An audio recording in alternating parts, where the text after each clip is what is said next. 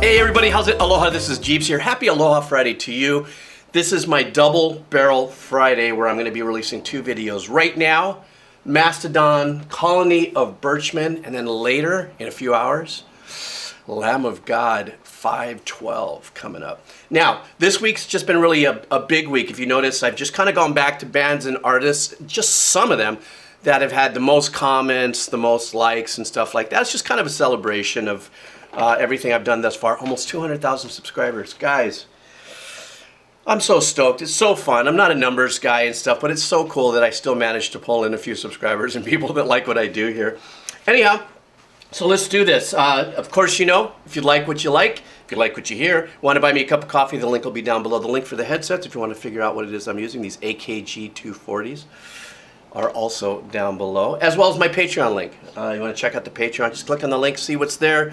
Maybe you don't want to buy me a cup of coffee, but if you want to punt into the Patreon, at least you'll get all kinds of stuff. And even if it's just for 1 month, I truly appreciate it. All right, guys, let's do this. Ooh, Coloney of Birchmen by Mastodon. All right.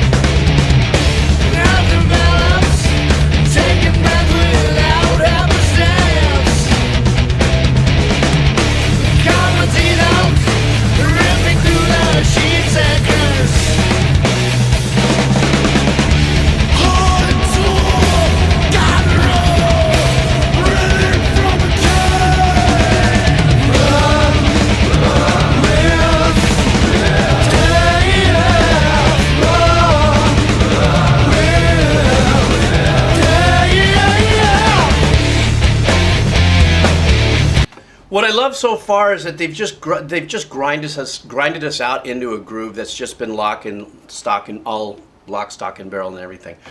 I'm trying to remember if there's two guitar players. There's a little bit of overdubs that are going on. I love the separation in the engineering, but I also love the harmonies that are being written on the riff at the very opening and stuff.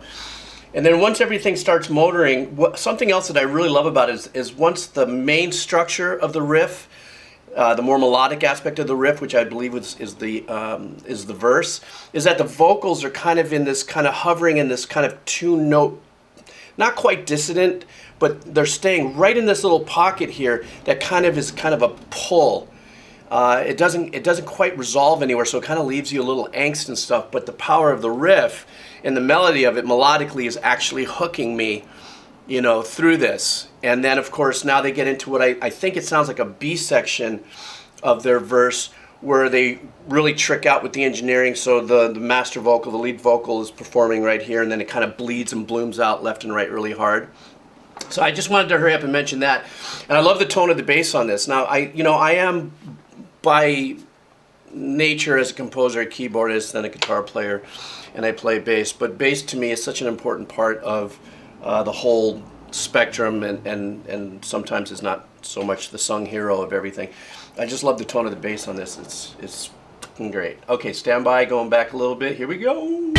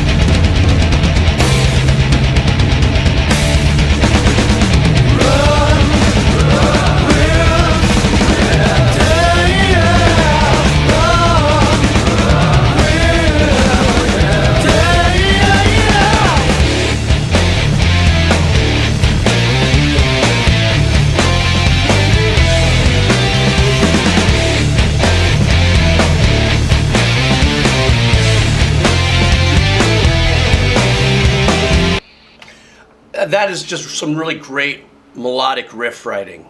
Okay, I mean, by virtue of what it is and the power of the composition with the chugging that's going on, excuse me, you know, in parallel, obviously, with just great drumming and stuff. And I love the EQing of the kit. The EQing of the kit. And this sounds like a very, I don't know exactly how old this song is, but this sounds like more of the visceral days of heavy metal engineering and performance. There's a little bit of a human element that you may have heard, you may have seen me go, because while they were pulling around on a riff and stuff, there was a little bit of a human element of what I would call soft time adjustment, really. I mean, some musicianship that sometimes it lags and pushes and lags.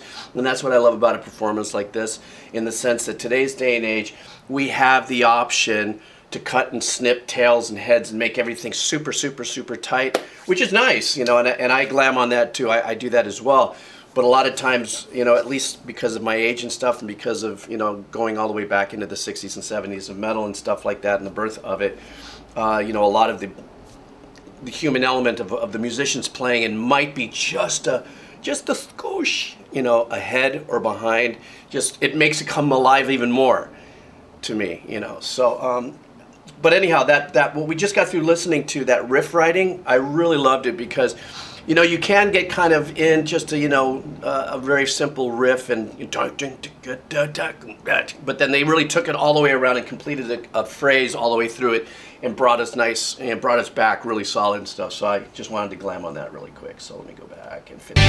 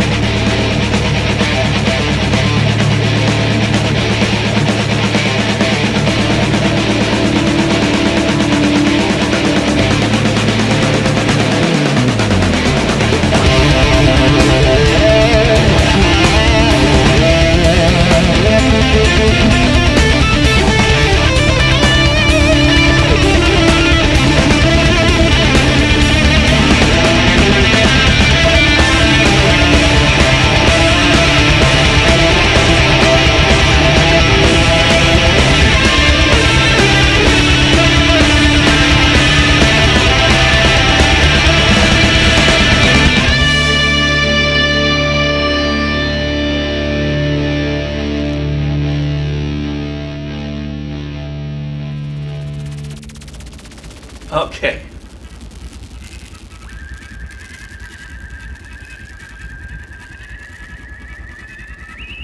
Okay, maybe this leads into another track. It did lead into another track, seemingly so. Okay, so first of all, I like their kind of messing around with syncopation and stuff in that section when I first just came back in. That was really super cool. Threw me for a loop. This is a very full track of a lot of arrangements that are being done. There's not your, I hate to say the term basic, but you know, it's not just your intro, verse, B, you know, second verse, or sorry, intro, verse, turnaround, chorus, maybe, you know, something that was, I could not pin actually any kind of obvious structure through this. Was what I really liked in the journey. Plus, at the very beginning of the song, they took us through this pattern twice, where I thought, well, that's going to be really cool, because eventually they're going to hit us over the head with a hook, and that never happened. And I think it's because the whole track was an absolute hook from top to bottom with the riff work.